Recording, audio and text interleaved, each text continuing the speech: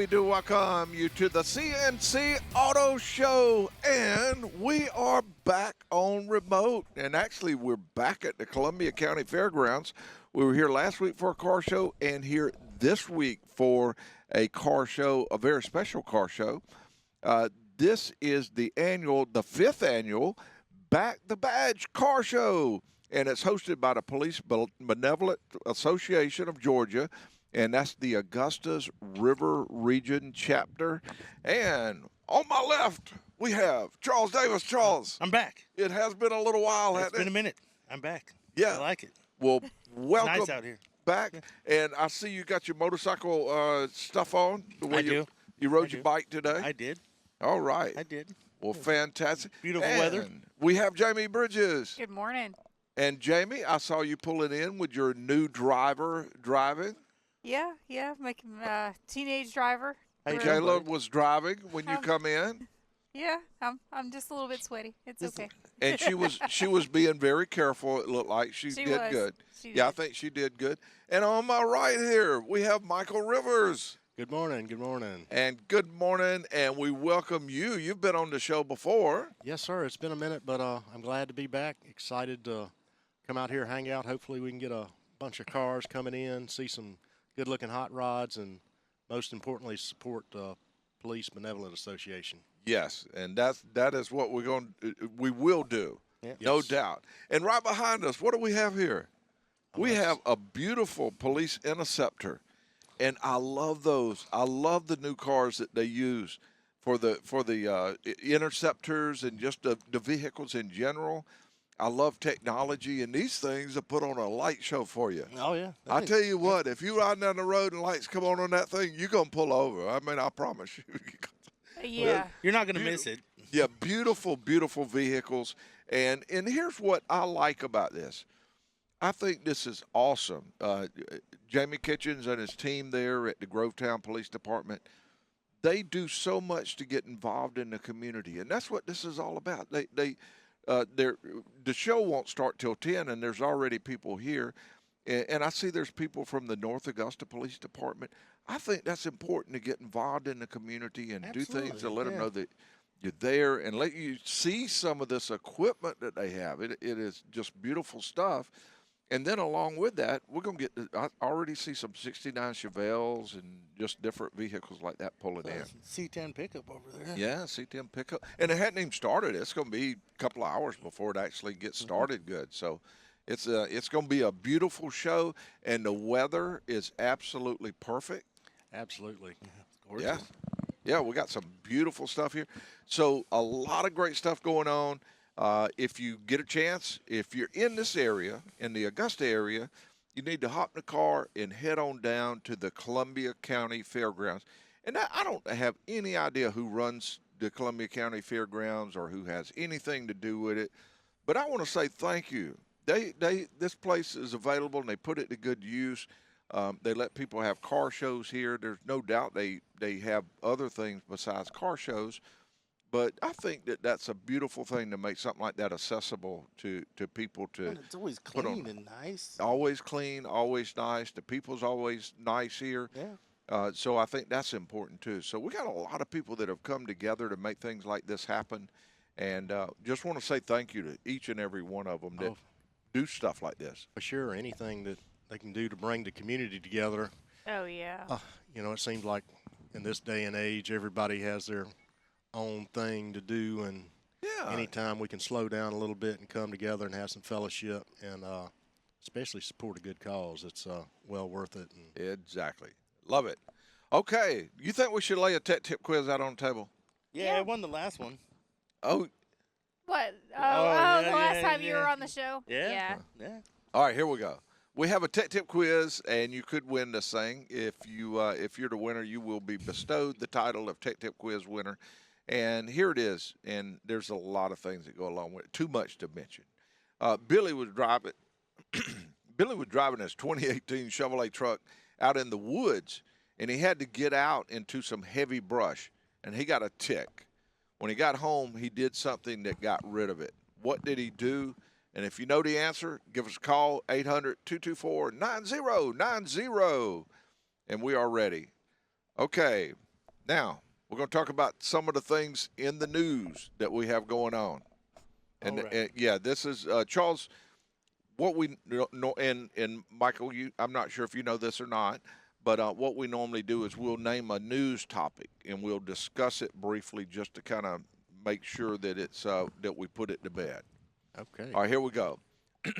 Ford is wrapping themselves in the American flag and celebrating the country's 250th anniversary by bringing back employee pricing for all. Customers can save on new 2025 and 2026 models. Mustang gets a $2,300 discount. Bronco $1,943 discount. And the move is from the bottom of their hearts. But does it have anything to do with first quarter sales tumbling 8.8%? Do you think? Absolutely. Yeah, Yeah. I think that's probably a very strong reason. So you think that probably played a part in it? Oh, absolutely. Well, the discount still doesn't offset the overinflated price anyway. Well, that's something that really is not in this part, but I think it's finally it might be good to go ahead and mention it right now. Are cars finally hitting a point to where they're overpriced? Yeah. Yeah. 100%. I would say so. Yeah. You think we've kind of plateaued on what they're going to be able to get as far as on a large scale on these cars? I don't know. I mean, everything's worth what somebody's willing to pay for it, right? Yeah. Well, I mean, Lexus sales are up. Yeah, Well- you got Lexus. It's one of the most expensive cars you can get. but And- that's Lexus Toyota, right? Like, I mean, they're reliable, they're comfortable. Yeah, I mean, yeah. you're getting a lot more. I think the other brands are going to struggle. Yeah. It used to be you could just put something out there and somebody would buy it. You know, there's this. Here's what I'm concerned about. I got major concerns about this. They are talking about releasing a lot of the vehicles from China to be able to be sold in the U.S. If they do that now, whether the cars are perfect or not perfect, the fact is they're going to be a lot less money if they sell them. But there's, I mean, 25% less than an average car. Well, maybe the car market in America has gotten too comfortable, and we need to. yeah, that's what I'm. There needs to yeah. be some competition, something to drive the price down. I mean, they've been selling Chinese cars across the globe for Yes. a decade. Yeah. You know, England's had it. They rebrand them as an MG or whatever. But I mean, they're out there. They're working. They're reliable. Yeah. So Mexico has them yes, now. And yeah. I mean, I think Australia. There's a lot of countries that sell them now. oh yeah, yeah. The only thing with those is it's all fun and games until somebody's got to work on them, or they end up in the machine shop. Amen. I deal with that a lot. Where I'm not sure what do they call these vehicles that they're not offered in America, but somehow or another an importer gets them. and- So Great they're- car. Yeah, they're on the 25-year rule. So It's like the little pickup trucks. the you know what I'm K-trucks. talking about? Yeah, Yeah. K trucks, yeah. And when those things go down, man, Hard to get parts Oh, and things like absolutely. that. Okay. Well, I think we agree that we think we've pretty much hit a spot to where the American manufacturers are going to have to find some way to control price of what they have. I think just more of a range. Like, okay, I'm looking for a new truck right now. Okay, even their base model truck is almost what you would consider a fully loaded truck 10 years ago. Yes. Uh-huh. So where's the guy? What does the guy do that just needs a pickup? You know, like, I don't need a luxury car pickup. Yeah. I don't want to spend six figures on something I'm gonna throw garbage in the back of. But of course, a lot of regulations added to that price also. I mean, because the government says that you have to have certain emission controls that they've added onto it. Now, they've relieved some of that. now, The Trump administration has relieved a lot of that. But also, you got the extra cameras that have to be there. This has to be there. That has to be there. There's a lot of things that they have to do to them now that they didn't have to do before. That was an interesting thing, Charles, that you were talking about, that there was a Cascade truck, a late model. Yeah, it's a brand new 2026. Uh-huh.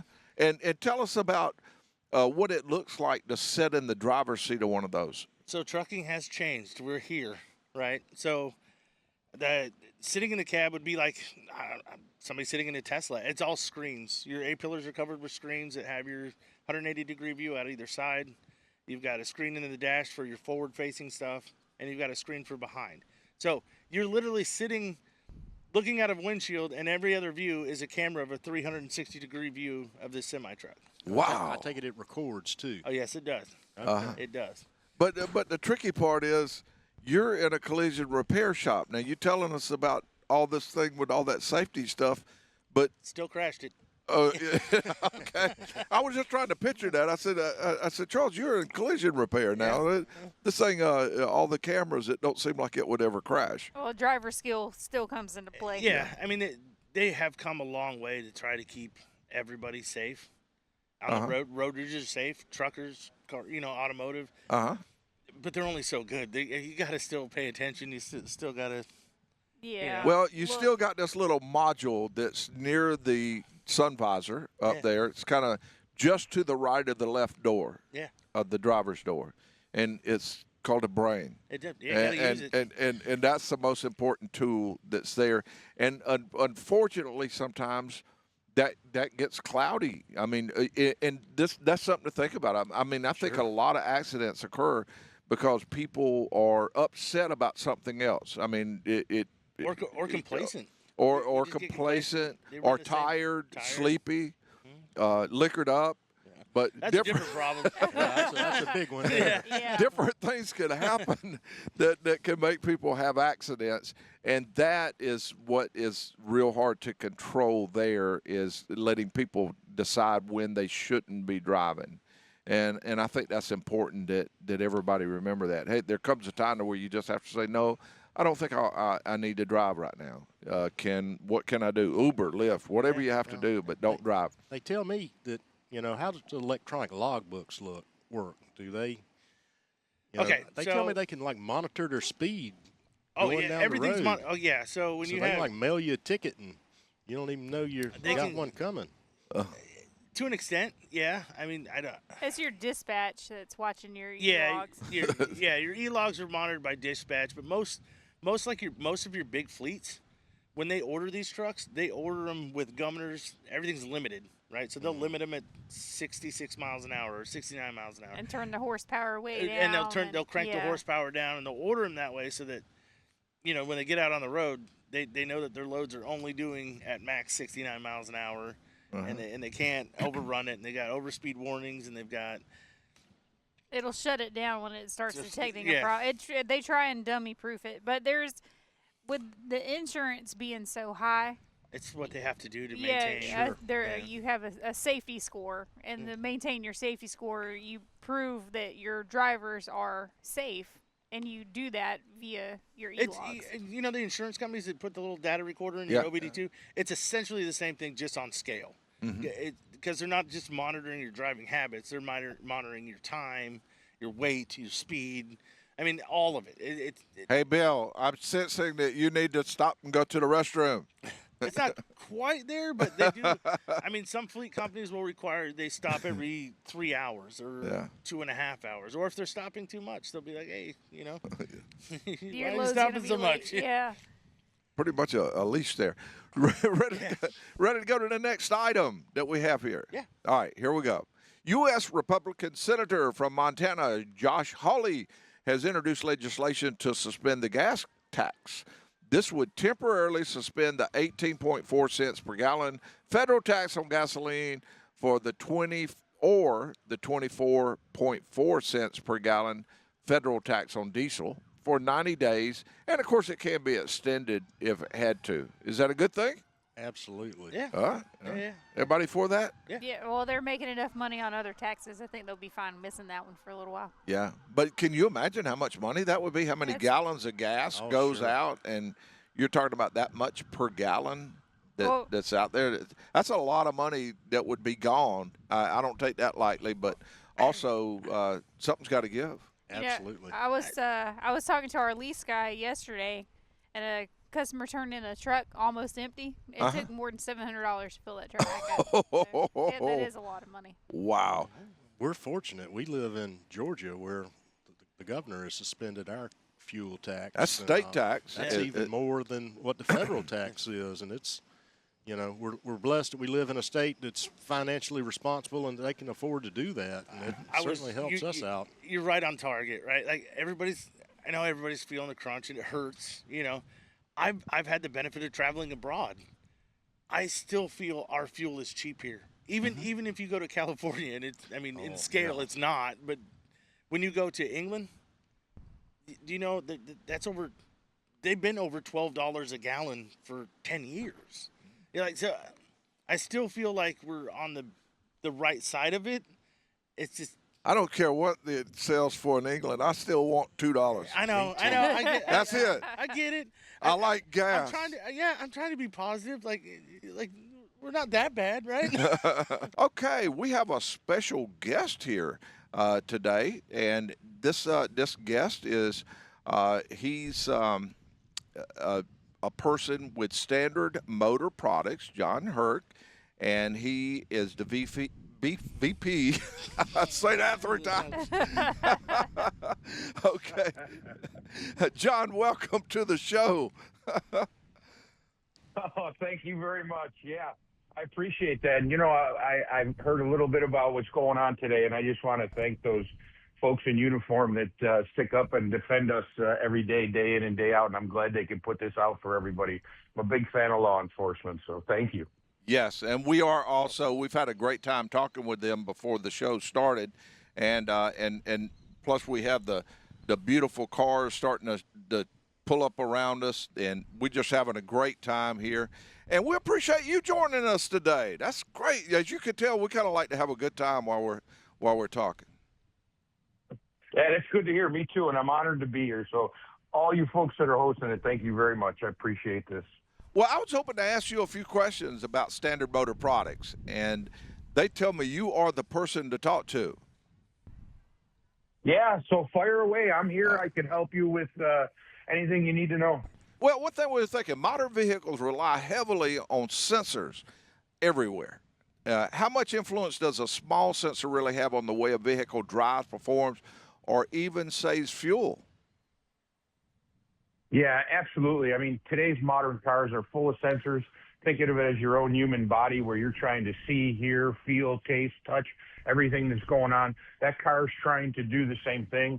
You can have a $20 high-pressure fuel sensor that's inside of a GDI rail that if it goes bad, your car dies, you have drivability issues. So even the smallest of things can make that happen. And there's a pretty interesting trend going on that people may not know about that'll hit cars, and they're called software-defined vehicles. So pretty much your car is loaded up with every sensor you want. And do you want the performance package that's mid-range? Do you want the high-performance package? They update the software on the car, and they use all of those sensors to put more boost in your turbo, deliver more fuel, change your valve timing to make that car go faster. So these sensors play a more and more important role every model year that comes out. Wow, kind of like custom driven, be able to customize your car With a how you laptop. want it. Yeah. Yeah, have it like you like it. What's some of the problems? Absolutely. What's some of the problems that can happen when the vehicle computer is getting some of the inaccurate information from a sensor or maybe a fuel system component? Yeah, let's think of simple things. Let's say you're up in sunny Buffalo, New York, in the middle of winter when it's minus 10 degrees, but the coolant temperature says that it's 180 degrees already on your coolant fluid, or the air intake temperature reader tells you that it's 80 degrees. It doesn't deliver enough fuel, doesn't change the timing, doesn't increase the spark, and your car won't start. So a simple flaw in a sensor like that, telling that your coolant temperature is already up high and that the outside temperature is 80 degrees versus what it really is at minus 20, your car's not going to start for you in the morning. Yeah, got to have that accurate information. Well, wire ignition coil is one of the largest replaced categories. We do a lot of those at the shop, and of course, we love Standard Motor Products and use a lot of those. But why does the coil seem to be one of the higher things that happens, and what Standard Products done to improve over the OE design? Sure. That's a great question, and certainly if you're in a shop, you're seeing those type of repairs come in more and more often. We do. I think if you date yourself back into the 70s and the 80s and even into the 90s, there was one coil that was able, through a distributor cap and ignition wires, to deliver spark to all of the cylinders individually. And somewhere in the mid-90s or so, the idea or concept of what they call coil on plug. So actually each spark plug on your vehicle. So if you have an 8-cylinder, you have 8 spark plugs and you have 8 coils. So proliferation of ignition coils on the car are one thing that end up having you service more because there's more of what we call repair opportunities. The other portion is cars don't need maintenance like they do. So the average driver, including myself, at times tends to ignore the maintenance portion of it. And the further you wear out a spark plug, the bigger the gap that needs to be jumped to ignite that fuel, and that makes that coil work harder. So a coil is designed to work at 75% of its capacity. Once you gap a plug twice as much because it's worn down, you're now working that ignition coil to 100% of its capacity. And it's really simple. What do we do to make it better? We make sure that that 100% capacity is well above what the OE specification is. So even if you work our coil harder, it stays longer. We do better bobbins, better coil windings, better copper inside of that to make them last longer and produce a better or stronger spark. We hear terms like GDI and multi-port injection all the time. In simple terms, what's the difference between the two, and why does that matter? Yeah, great question again, too. And, they're turning to these different ways to deliver fuel, all for performance and economy and to help the environment. But the real difference is your multi-port fuel injector delivers fuel inside of the intake runners, which then turns it into an air-mixed mist that goes into the cylinder behind the valve. And GDI is exactly what they describe it as. It's gasoline direct injection. Just like a diesel, they actually put the tip of that injector inside of the cylinder, and it's spraying fuel directly inside the cylinder at the point of the spark and needed for combustion. So you're looking at a multi-port system that runs at, say, 50, 60 PSI, and you're looking at a direct injection system that runs at around 3,000 to 5,000 PSI, so you can inject that fuel directly into the cylinder. And that fuel has to be a lot more exact than it did years ago. What happens if an injector doesn't perform like it was designed to do? Sure. Again, drivability issues, performance issues. I like to relate things to driving habits. So all of a sudden you notice if you want to get yourself out into that left lane and pass somebody, your car doesn't have quite the power it did, or it's consuming more fuel.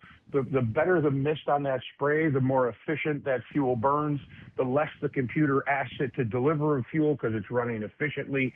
So you'll see drivability issues and fuel economy issues. And where does Standard design and manufacture the gas fuel injectors? Yeah, we have a beautiful facility in South Carolina, Greenville, South Carolina, and we do everything from design. We're vertically integrated, do all the machining, assembly, pack, and ship out into our distribution system. We've been there for a number of years. We're probably the largest supplier of aftermarket fuel injectors in the United States, manufacturing it here in the U.S., and those guys do a great job. It's a design and engineer center for us, too. Yeah, Standard Motor Products is a big name in automotive repair. And where can listeners go for more information? Yeah, www.standardbrand.com. It's on our website, and you can dig into all of our technical material, resource documents. You can look up year, make, model applications to see if we have a part, and we'll point you in a direction of where to go purchase those parts. Well, John, I want to say thank you to you and your team for bringing such great products to the automotive industry. We appreciate that. And we want to say thank you to you for being here with us and answering the questions that we had. Hey, thank you for inviting me. As I said, I love all of this and really appreciate what the boys, what I'll call the boys in blue, are doing at this show for everybody. So thank you very much. I will pass that word along, and we appreciate you being here, and have a great weekend. All right, you too. Thank you, everybody. Thanks. Bye-bye. Yeah, have a good day.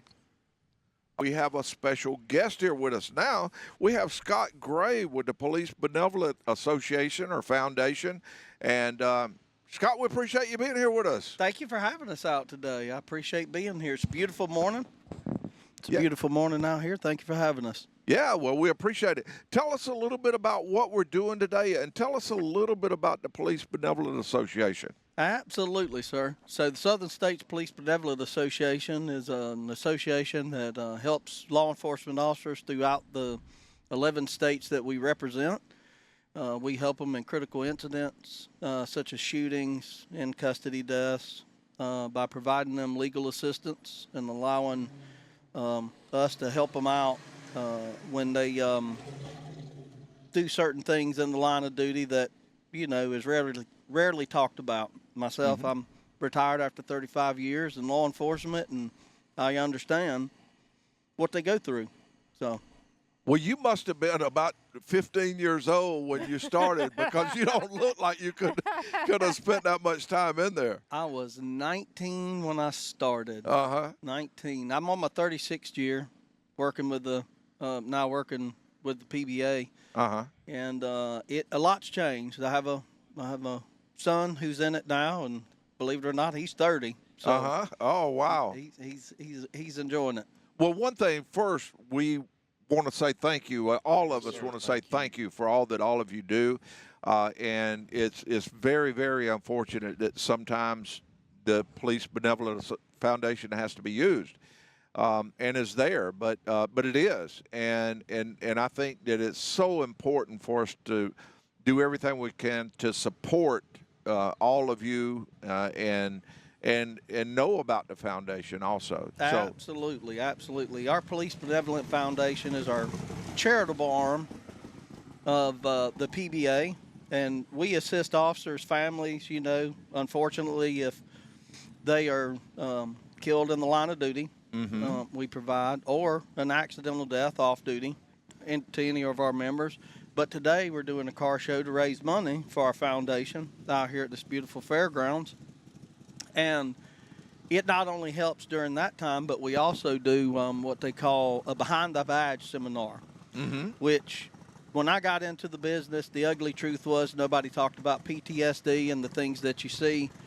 The natural or the national average is somebody who is not in a frontline position in the United States may see 1 or 2 critical incidents in a 20 to 25 year period. A first responder sees upwards of 500 in that same time period. So, and I can easily see that. I sure can. So there was a great need. When I was a chief of police before I retired, I was a president of another association and worked closely with Sheriff Whittle out here in Columbia County was a great proponent of it in getting us these programs in the state of Georgia because they were long overdue.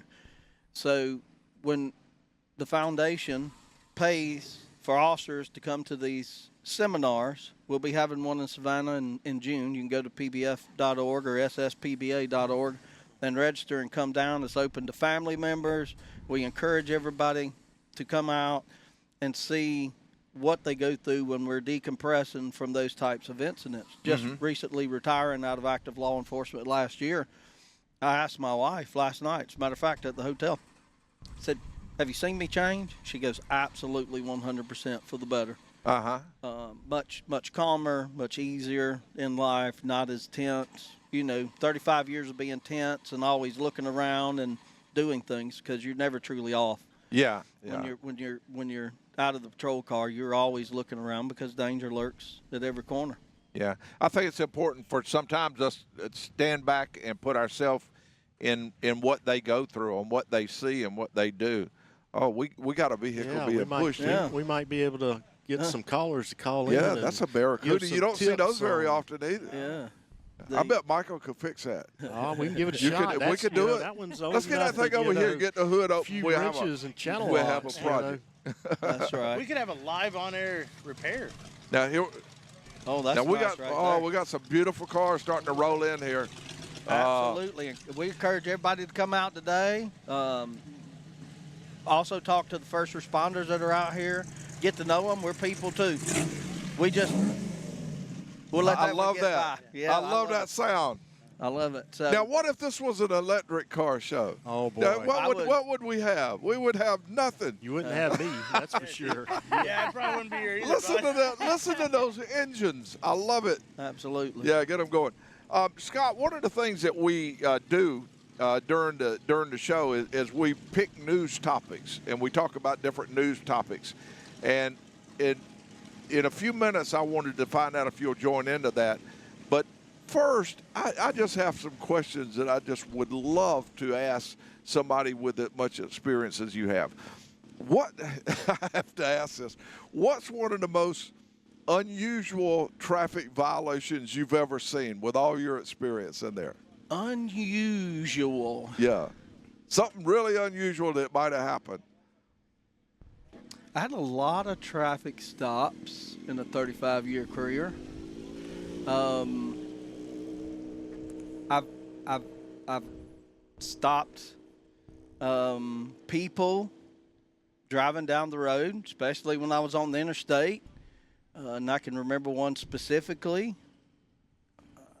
It was on I-75 when I was a Hendry County police officer and worked the interstate. Uh-huh. And she didn't have a stitch of clothing on. I would. Does she get a ticket? I can't remember. I'm not, not sure. Probably not. I was probably so in shock. Well, I she was would like, have to put it in her glove box because Yeah, sure no, ain't we're gonna not put it in gonna her put pocket. Yeah. Yeah. It was 2 o'clock in the morning. I do remember this, that she said she was a stripper at a club in Atlanta and was going She didn't have to time Florida. to change. I guess not.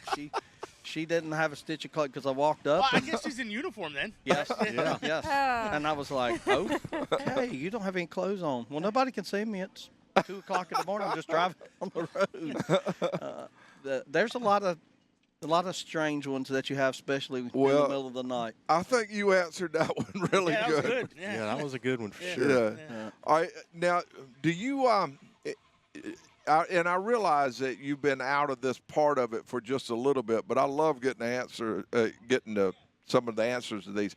Do you see more distracted driving now, or is that getting a little bit less than it used to be? It's still more. You see it a lot, especially when you're, I call it, transitioning to the civilian life now, right? And you're driving down the road and you've just been trained and geared all these times. If you don't have most cars, like my truck has the Bluetooth and the hook in, but I still have it where it sits up there, and my wife buys all those things off Amazon, primarily because she likes shopping Amazon. But Yeah. you still see it. One of the big things that I've seen a little bit of decrease in is drinking and driving. A little bit. Oh, that's good to see that decrease. I've kind of watched as we're out in the public and doing stuff like that. Well, I believe the Uber and Lyft Absolutely. and a lot of that Yes, stuff has sir. probably helped that a lot, because people that are going out somewhere, if they know they're going out to drink, they might take an Absolutely. Uber out there, so they'll know they have to take an Uber back. Absolutely. And, until we get to 0%, nobody drinks and drives, right? Because there's still, and personally, I've worked hundreds of tragedies, involving persons that were under the influence. Yeah. And, it's kind of hard to knock on the parent's door and tell them that their child is no longer with us because drunk driver hit them. Yeah. That's terrible. So, and being in those homes over the years, just, And that's a good time to mention that, because right now we got some of the very great weekends coming up that have to do with a lot of people will be going out July 4th Absolutely. and all of the other things that goes with it. So everybody just remember, just grab that Uber or something. If you plan to go out and drink and stay where have a you're good going. time and Yeah. you want to do that, go out, but don't drive. Yeah, don't drive your car at the same time. We have Chris Chavis of the Police Benevolent Foundation or Association, and he was explaining between the two a little earlier. And Chris is a retired police officer. And first, we want to say thank you for all the Yes, service sir. that Thank you you. do and the things that you've done, because there's no doubt in my mind you've had to help a lot of people through the years, and we appreciate it. Now, what is this that we're doing here, and how does that benefit the Police Benevolent Association? So it actually benefits the foundation side. The foundation side is the 501c3 that we were talking about on break. It's where you look at how we not only fund the line of duty death benefits, it's also how we fund our training program, which is the beside the badge, behind the badge, PTSD seminars that we do. We take those all over the Southeast. I think it's gone as far as Virginia already. So we've done several things with that. Some of the money is used a lot to fund the line of duty death benefits. So if we have an officer killed in the line of duty and they're a member of the PBA, the foundation actually pays 1 year of their salary to the existing spouse or the next of kin. Yeah.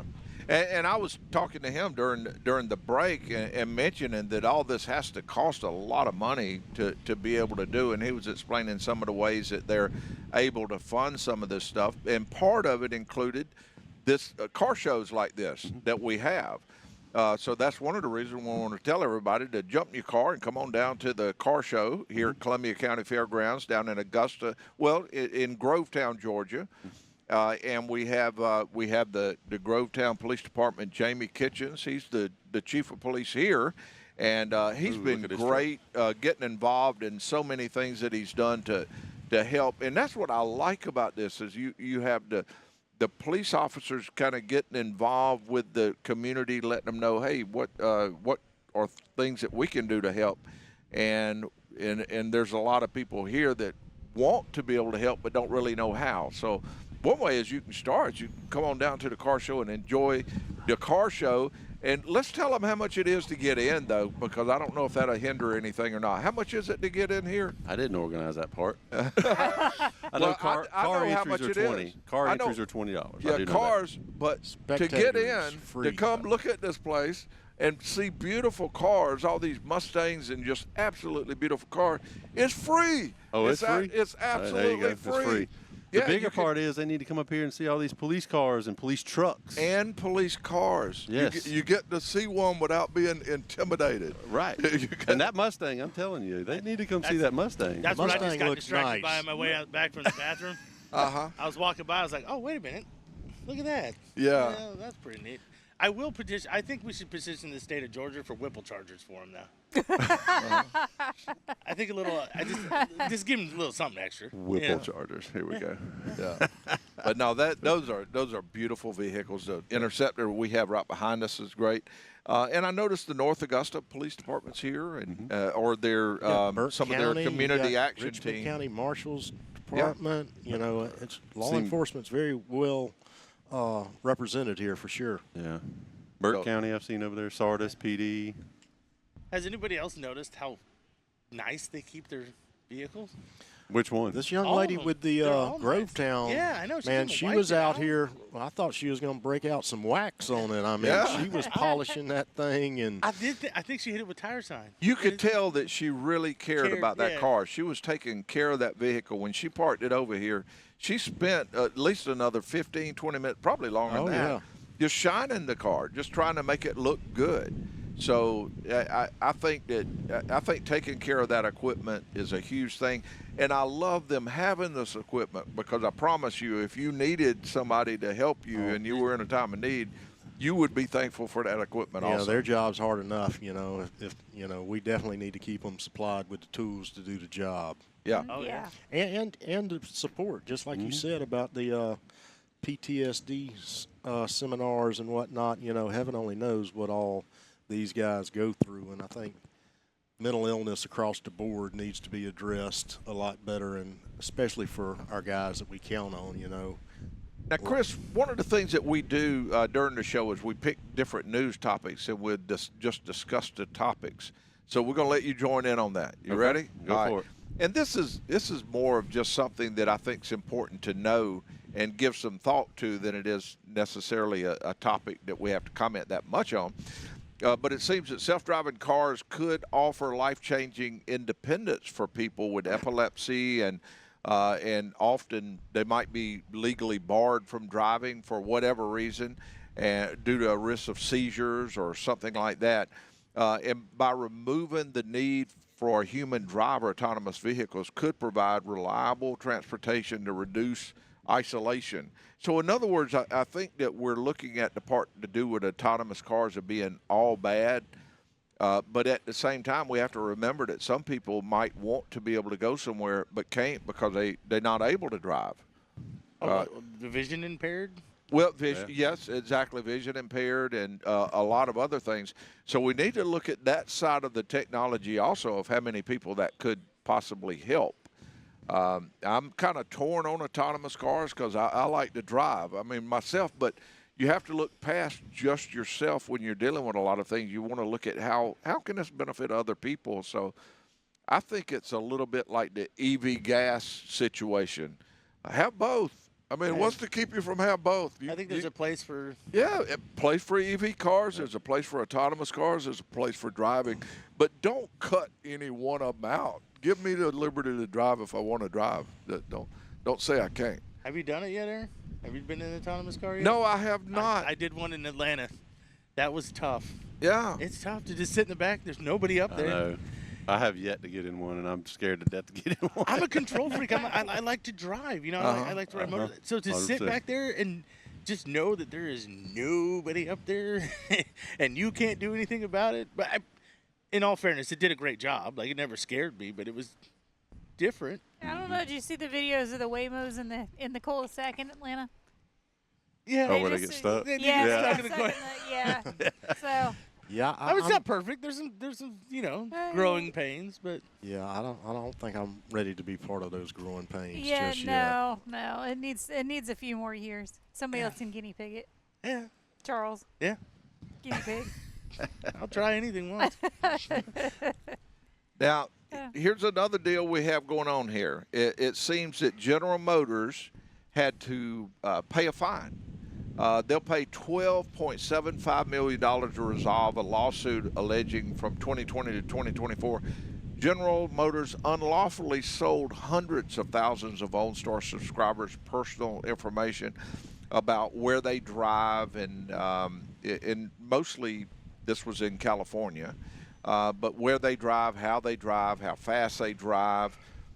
Just all of their information. They even had how many people was in the car with them. Just a lot of information that you'd wonder that they could get.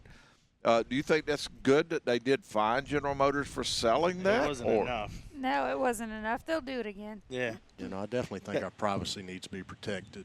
Uh-huh. Now you're talking a multi-billion-dollar company. You hit them with $12 million. They blow that in. They will. Yeah, toilet 12 paper million. in That's one like building, you know. Yeah, that's like us getting a 12-cent fine. Yeah, I mean.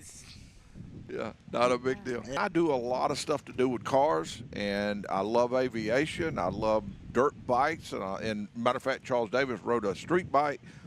So you have a question about something with a motor, we can answer that, and it can even be an electric type deal. And speaking of the electric, let's talk about this one. It seems that the driverless cars in the past in California, they really couldn't do anything. They pull over a driverless car. To start with, I don't understand how you gonna pull over a driverless car. I'm sure. I guess if they lights come on, they must see it and pull over. But I don't know. But I really don't know how you would write the ticket on there. But in the past, they've been exempt. They said, well, you couldn't really write a driverless car ticket.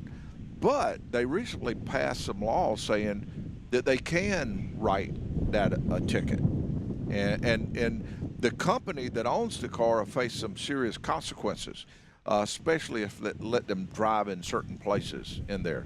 You think that a driverless car should have to pay the ticket or should get fined? Yeah, the company should be responsible for what that car does. I mean, if they have designated areas that's going outside of that, they should be cited. If it's they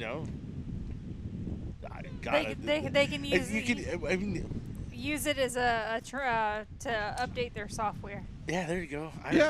I'm at a loss because there's I can see what you're saying. Like, what can you really pull over an autonomous car for? It's only doing what it's programmed. Yeah. But I guess you got to hold somebody responsible, whoever programmed it. So we have a retired officer here with us. Yeah. Chris should be able to answer this to us. Chris, what do you do if you pull over a driverless car?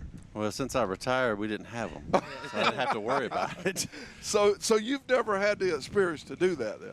Not, thank goodness, no. Okay. But here's my suggestion. You know, we're out here raising funds for the PBF. Yes. I think the money that not only needs to go to update the software, but the rest of the money needs to go to the foundation, to the PBF. I think that's a great I don't idea. care if it's in California or Texas. Let's send the money over here and let's use it for the cops. All right, show producers, let's pass that along. We'll get it done. I mean, realistically, wouldn't that be a better use of the fine? Heck yeah. Yeah. I mean, really, because it's not really a driver doing it. It's really programmed. It's this, that, and the other. It's company. Well, then force the company to donate to these causes like maybe a that. portion of most fines go to like that. it. Yeah, I like that. I'm not running for Congress or nothing. So I think that's all a good suggestion. All right, now last week Jamie had some words to say about the fact we were talking about humanoids working on the assembly lines and at BMW, and there's some good to that. Yeah. And actually, I did a little research on that, and there might be some good to the humanoids coming, because if you do the math outward, way outward, it seems like there will be less humans on Earth, or at least the growth rate is coming down for humans. Yeah. So since there's less humans, then you're going to have somebody to do a lot more work. And so, of course, that could be the humanoid robots. But is this happening a little fast? Because the news that I have now is that General Motors has reportedly laid off several hundred IT employees. I heard 600 or 700. This week as part of restructuring of its technology organization. And, well, it does say 500 to 600 salaried workers, mainly in Michigan and Texas, because they want people that has more to do with AI. They're letting them go so that they can get some in that know more about AI and the cloud, using the cloud more, and different things in that area. So is there a chance that it's beginning, Jamie? Well, it sounds like it. That's why, if you want a job in the future that you're going to be able to keep and stick with, you need to get into a trade. Uh-huh. Not hang everything on computers or sitting at a desk all day. You need an actual trade. Well, that's what I'll I've had second people that. tell me. If you have a keyboard, if your job's a keyboard, you might start looking at a way to use that and blend in with AI because it's coming. Yeah. So many things. So that's a big issue. Okay, now I wanted to save some time so we can ask Chris some questions here. I'm scared. Yeah. It can get weird. I don't doubt it. Yeah. Well, no, most of them fairly simple that we have.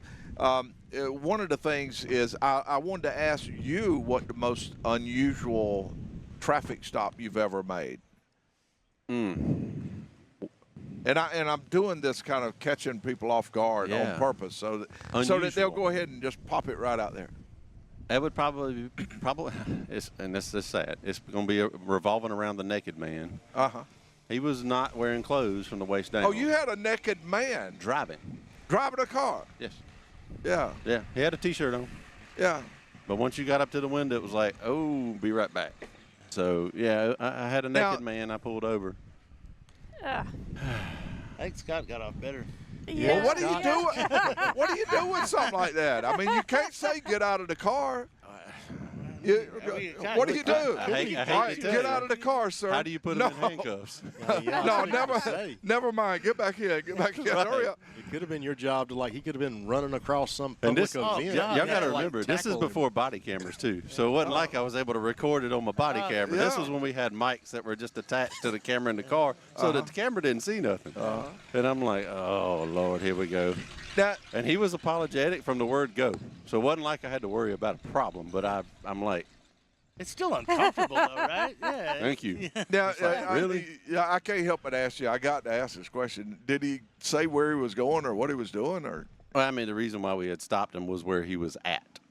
So we were working the drug area. Oh, okay. Oh, okay. And he did commit a traffic violation. So I was like, okay. yep, I'm gonna stop him. I'm a uniformed officer at this time. So We're it's talking possible years chemicals could have been involved. Oh yeah, he went to jail for the chemicals. I can promise you. Okay, all right. I didn't have to worry about the indecent exposure side when we got him out of the car because he had plenty of other problems to deal with. So, Yeah. Chris is a retired police officer who is now with the Police Benevolent Foundation, and he's been answering a lot of questions that have to do with the foundation on what we do. And one of the things we were talking about on break had to do with some of the canines and other animals that are used as far as for the for police work. And you have helped, and the foundation has helped toughen the laws on things to do with those getting abused. What have you done?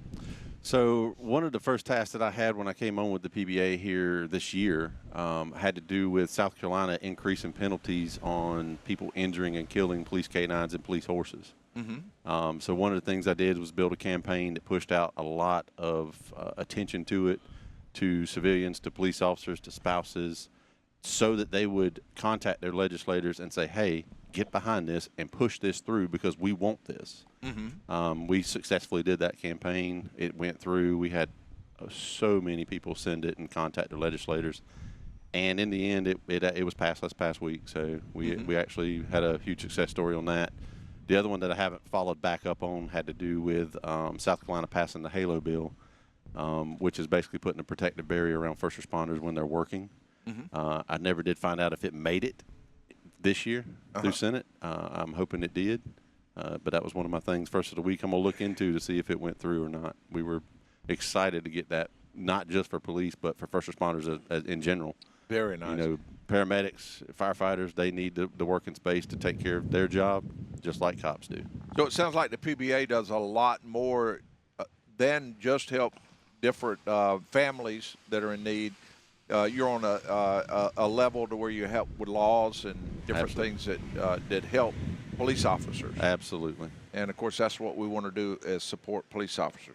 I want to mention had a caller the other day, and actually it was a good customer. They called me last week and they asked me if I could look up what color antifreeze. And Michael, I'm sure you've had those calls before. What color antifreeze can I put on my car? Do I need to put in this particular vehicle? And he told me it was a Buick, and I asked him. He said, I think he said it was 2010 Buick, right around in there. I asked him why. Why do you want to know that? I mean, because all you have to do is go to Advanced Auto Parts and pick out the Peak all make, all models antifreeze. And if you put that in there, that's compatible with a huge number of different vehicles. So if you just have an average car, now there are some vehicles that I do recommend having a special type antifreeze for. And Peak make those also. They make a lot of different blends that are for different cars, and you can get the specialty if you want. But in many cars like that one, you can just put that all makes, all model in, and you'll be absolutely fine because it's compatible with it. So, and Advanced Auto Parts carries all of that good stuff. Okay, good stuff going on there. All right, now, we talked about the most unusual traffic stop you made. What's some of the common things you see on vehicles when you pull over that you feel like that would be unsafe? Because see, we're all in the mechanical and the trucking and all that. Did they see a certain thing when they pull vehicles over that that maybe should be addressed? I think one of the most common ones that I see, well, there's two. It's got to do with vehicle lighting, and then it's got to do with the tires. Mm-hmm. Those are the most common ones that I saw when I was working and stopping cars, and then those were like secondary things we saw. Not having the functioning brake lights at all. So many cars nowadays, a fuse blows and the entire back end goes out of the car. And it's a lot of times we'll help them fix it on the side of the road, but tires, unsafe tires, slick tires, that's the stuff that worries me when it comes to the rain. We don't really have the snow, and I'm not worried about that side, but we get like we've been right now, less rain, and as soon as the rain hits, you got all that oil and all that stuff on the road slicking it up even worse, and then they turn around and they're wrecking like crazy. So tires is one of my big ones. I just did a video on one. It was either yesterday or day before, and during the video, it was a little quick reel that I did. I mentioned that we've been doing a lot of different repairs for collision repair shops, and we've done that for many, many years. But I've noticed for all these years, it seems like a huge portion of the vehicles that come in, that the front end's been knocked off of them. You look, the tires are worn out. Yep. And you look at it. As a matter of fact, on my video, I said, well, is it a case of people with worn tires or distracted more or driving faster, or is it their tires are unsafe and they're sliding into stuff? What about the vehicles you see going down the road every now and then that are just burning huge amounts of oil, that are just smoking it up so bad that, I mean, and then you pass some that they're struggling just to go. I mean, this is the first place I've ever lived that doesn't have inspections. Uh-huh. It's wild to me, like the amount of cars. Like, I'll just sit at a stoplight and you look over and you're like, dude, that's not even just wear bars. That's bald. Yeah. Like, easy and leaking crap everywhere and smoke, and like you're saying, I mean, and they can't even go. And it's like, how do you have a license plate? Like, how is this okay? Especially coming from the trucking industry. Yeah. That doesn't fly. Oh, no. I mean, Not at all. Yeah, you couldn't have bald tires and truck leaking. It'd shut you down. My dad always said a poor ride was better than a proud walk, so I guess that's where that factors in. All right. Now, the other question I wanted to ask you, Chris, how's the technology? I love all this new technology, but how has that changed police work as far as being able? And what's your favorite part of technology that's meant the most in police work? So the latter part of my career, I got into drones, and I've got my pilot's license and all that. So drones has been the now and the future of police work, and how you can use it legally to investigate and fight crime. And we'll be using a drone out here today, the foundation, just to get some good footage and good pictures. But drones is the new thing that you're seeing a lot of agencies use. You're reducing overtime cost. You're finding missing people way quicker than even canines. Canines can sometimes get on the scent and then get off the scent. You got to get them back on it. Mm-hmm. Drones, you just scan an area with thermal imaging, and you're finding heat signatures quick, and you're putting officers right on them. Yeah, and it'll follow them. Yeah, 100%. Yeah. So drones is like the technology right now. I got into it about 10, 11 years ago. When I was working in law enforcement, and I got in it because of law enforcement. And we were using it to investigate. We were using it to find people. Think about the resources we call out after someone runs from the police and into the woods. We're setting up all these officers, calling in dogs, sometimes calling helicopters. We can put a drone up in 10 minutes of having them in custody. And that can help in helping others also. If somebody gets lost somewhere in the woods, like a child's lost in the woods, as opposed to people having to do a foot search for hours and hours and hours and spread out, one drone can go look for a heat signature, boom, yes, and track it much, much faster. You want to support these smaller agencies, the people that are out there listening, I'm telling you right now, make a donation to your local police department and let them go buy the drone technology they need, because it's not cheap either. Mm-hmm. And as stuff is getting banned, getting away from these China-made drones and getting into USA-made components, the prices are tripled. So it's a lot more expensive. Well, that might put us into our next subject, because of course DJI, they were the major brand from China that was making drones, and we have a DJI because that was the one that we actually was big when we were buying a drone for here. I love DJI drones. I'm going to tell you right now. I love them too. They're good, and so that's what we get. But of course, that picture, if a guy in China wants to watch what you're doing, he could sit here and watch the show. I know. with our drone. We started talking about drones and how a lot of the police officers in government facilities don't really use the China-type drones anymore, because you're pretty much giving whatever information you want to another country, and that might not be that great. So we led up to the next question, had to do with the China cars. It seems that the Senator Bernie Moreno, he does not feel that Chinese cars should be allowed in the U.S. market because of their ties to the CCP. He said that because they're massively subsidized by the Communist Party, they would undercut American-made cars and destroy our auto industry. Plus, they're loaded with cameras and data recording devices and can and will send information back to China. in my opinion, with so many other countries allowing them in, and this is just my thoughts, with so many other countries allowing them in, it's going to be hard to keep them out, in my opinion. I say let's try. Try? Yeah, let's try. Let's try to keep them out. I agree keep them with out? what the senator's saying. Okay. That's. I just don't trust the Chinese. I'm sorry. Okay. You mean you don't think they have our best interests at heart? I don't. Okay. I'm beginning to wonder who. I'm on the opposite side. I say let them. We sell our. I mean, if we're worried about all that, we've sold our souls to the information superhighway a long time ago.